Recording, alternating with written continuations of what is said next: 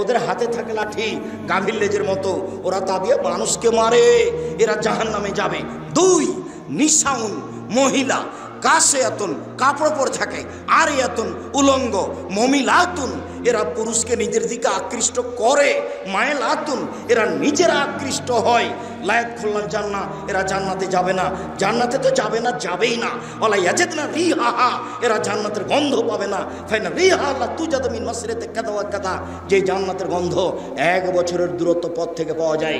এখানে জান্নাত আছে, এখানে একটা দ্রুতগামী ঘোড়া দৌড়াতে আরম্ভ করলো, 1 বছর দৌড়িয়ে যেখানে যাবে ওর মাথায় আপনি যদি দাঁড়ান তাহলে জান্নাতের গন্ধ পাবেন, অথচ এই মহিলা জান্নাতের গন্ধ পাবে না।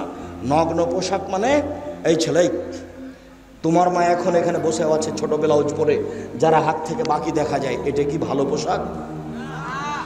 তোমার মা যে ব্লাউজ পরে আছে তার সব নিচের দিক পেটের দিক দেখা যাচ্ছে, এটা কি ভালো পোশাক?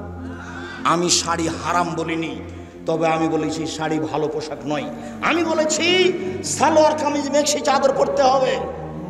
যদি শাড়ি পরে তাহলে হাত হতে হবে ব্লাউজের কবজি পর্যন্ত, নিচের দিকে নিচে চলে যেতে হবে, 1.5-2 গজ কাপড়ের ব্লাউজ বানাতে হবে।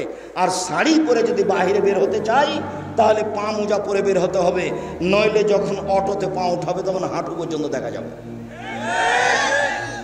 শাড়ি আমি না কচ করিনি, তবে শাড়ি ভালো পোশাক নয়।